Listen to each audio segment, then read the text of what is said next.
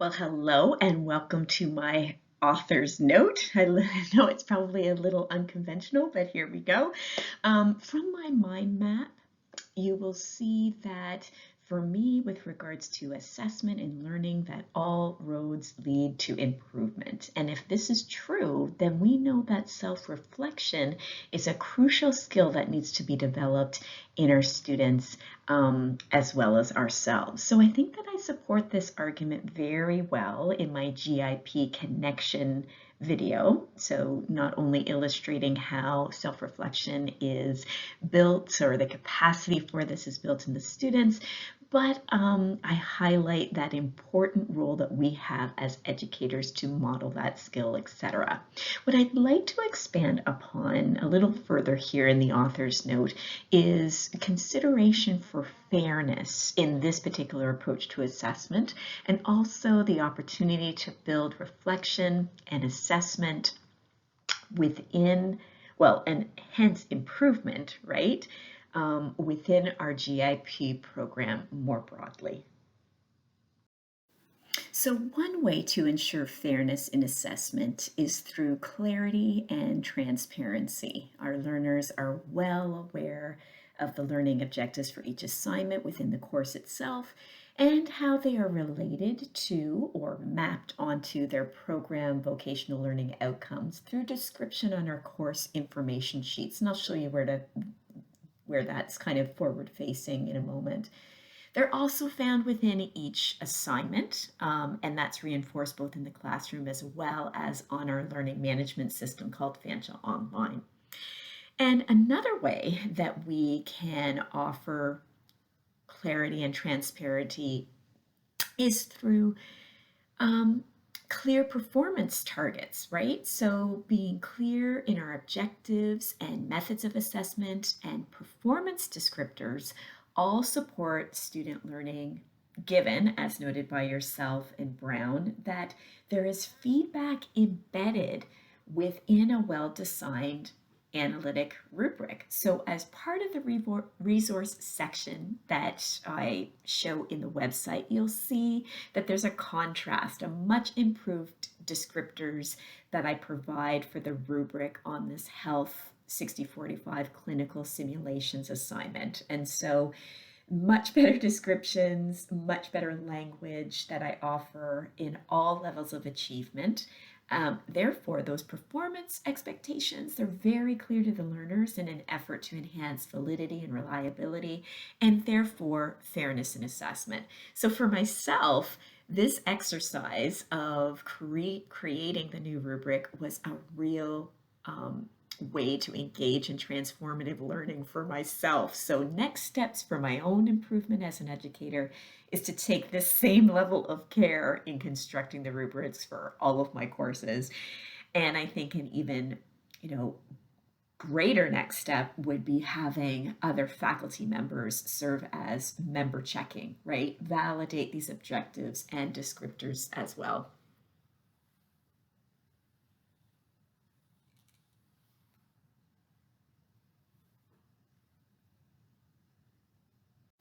So as you can see here in my Health 6045 course, if we pop into the content section here, it's much like Brightspace, and we go to the course outline. Oops, I already had it there. If you go to the course outline, we will see that things are very forward facing in terms of the description of the course itself, what the course learning outcomes are, and then how they're related to those essential employability skills that were developed from the college, as well as our relationship then to the learning outcomes. And we use kind of the Bloom's taxonomy in terms of introductory, building, or culminating, and how they are mapped that way. So that part is really clear. And then, of course, in terms of the rubric itself, with my revised version, can't wait to actually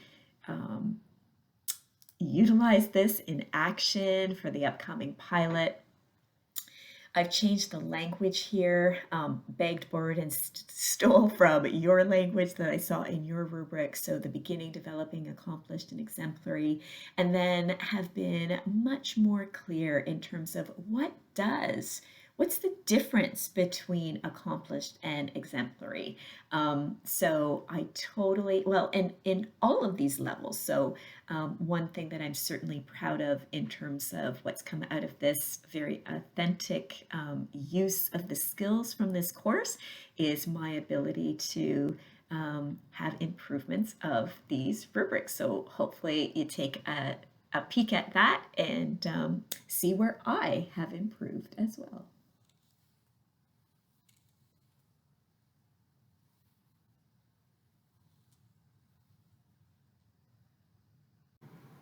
So another way to promote fairness in assessment within our GIP context is the actual type of assessment. So the simulated clinical scenarios really affords the opportunity for students to demonstrate their learning in a different way, right? So different than other commonplace forms of assessment like tests or essays or projects. Understanding that a student's performance for a given assessment is a mere sample of their progress, right? It's so important at any given time point to allow for a variety of different assessment approaches, right? So particularly I'm finding in the case of our international students where English might not be their first language and that the written assignments can be more challenging, it's really nice to be able to offer this more authentic performance tasks where we can see what they're able to learn and or what they've learned and what they're able to do. And it tends to serve these students quite well. So another way to support fairness in our context is through scaffolding tasks. Recall the Health 6045 course is offered in the second semester of Level 2, but I introduced the experience of simulated patients at the end of Level 1, right? Where it's actually a purely formative assessment approach with no grades attached. They get their first experience with a live actor doing some motivational interviewing, and there's no grades attached prior to this kind of hybrid, I guess, that we offer in Health 6045, a formative summative assessment in this particular assignment. So students also have two opportunities to participate in these clinical scenarios within Health 6045 themselves, where the weight of the grades increase with the exposure to the task. So the first time that they are doing their simulated clinical assessments, it's 15%. The second time that they do it, it's 30%. So, although there is grades attached to these performance evaluations, it's hopefully a little less daunting when they've done a similar task before. The students are also introduced to the team project framework and peer review and all of the things that support what's expected of them in the Health 6045 clinical scenarios in Level 1 also by introducing that R2C2 feedback model as a framework, for example. And the other way that this is really helpful in terms of promoting fairness is that the way that we provide the feedback. So this particular assessment provides different ways of giving feedback, right? Remember the written, verbal, annotations via VoiceThread. They're getting feedback from peers, and now we're introducing self-reflection. And so all of this is with the ultimate goal is taking all of this kind of feedback, the formative feedback, with the aim of developing a very unique action plan. And since the feedback is specific and unique to the student, it allows for the co-design of an equally unique learning plan. This is akin to Moon's differentiation in the classroom, and we promote fairness in assessment by recognizing these differences in a student's learning journey. And so now this brings us to the second part of the author's note, and that's taking a look at assessment in practice. So this proof of concept project, it certainly affords the opportunity for improvements for the students in terms of building their reflective practice, but it also served a brilliant opportunity for improvement for us as a faculty and as educators and as our program as a whole, right? So I already spoke to the power of modeling those reflective skills, those metacognitive skills, right alongside the student. But I'd like to take this opportunity to go a deeper dive with a step further. And I certainly was inspired by the Warrington et al.'s inquiry group. And so I'm proposing that we could form a little community of practice ourselves in GIP, and there would be so many different avenues to explore. So let's take a look next. Okay, so as noted in your paper, competency-based education calls for programmatic assessment, but what does that look like in practice? I think we need to answer this question for our program ourselves, right? What are the milestones that need to be met for our GIP graduates? What does this look like in practice? How do we measure it?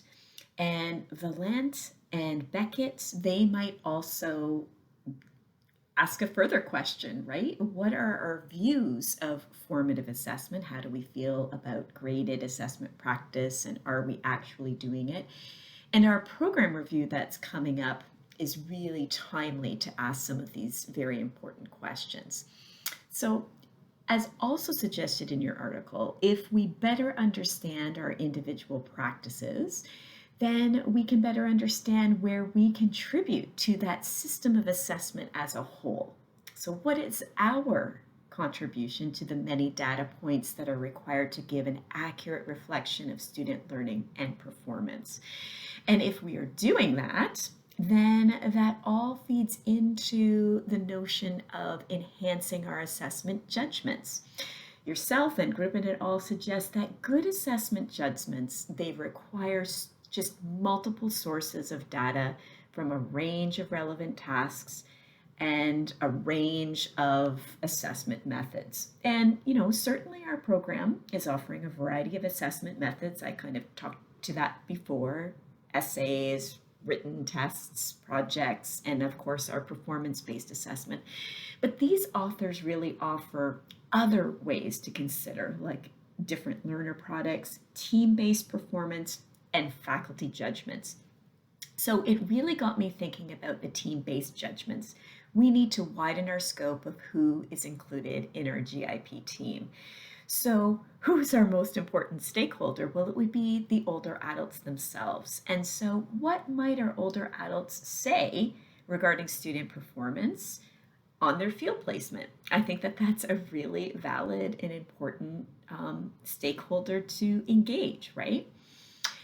Also, this notion of faculty judgments. Our GIP inquiry group would also serve as a collaborative competency committee, probably much more informal than your study or the Grippen et al. Study would suggest, but nonetheless, we've got important perspective and expertise that our GIP inquiry group could be also serving as that.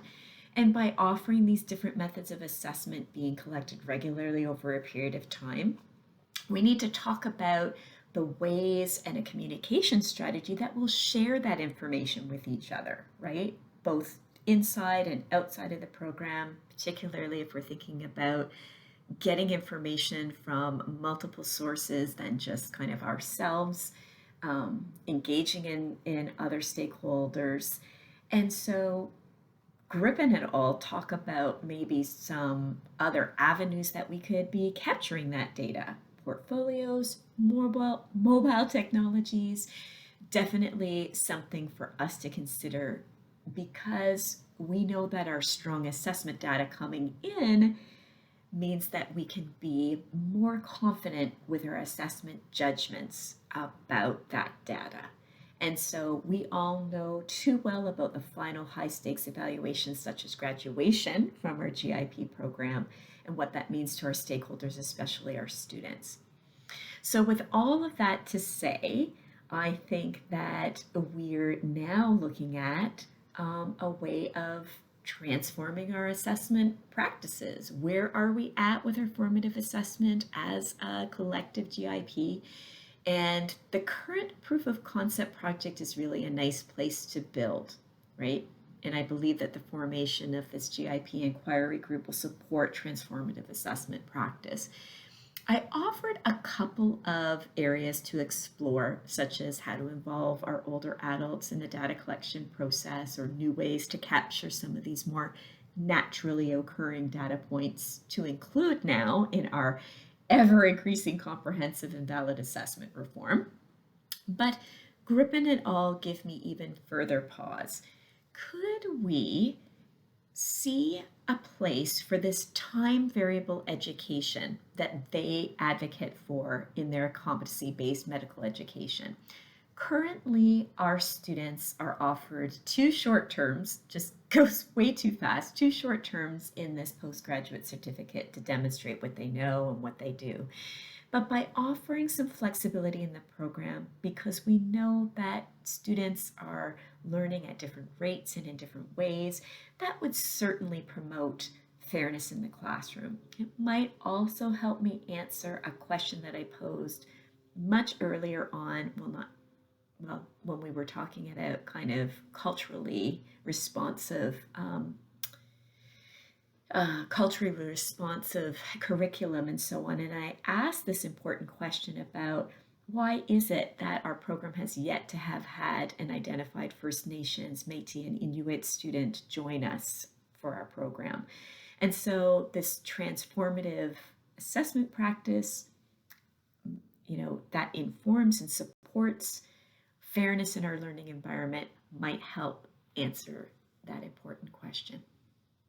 So coming together in our GIP group and connecting these pieces will make us stronger individually, but also collectively as we are striving towards improvements with this systems approach, right? And I promise you that we'll dig a little deeper into that iceberg as we are moving towards some transformative assessment practice.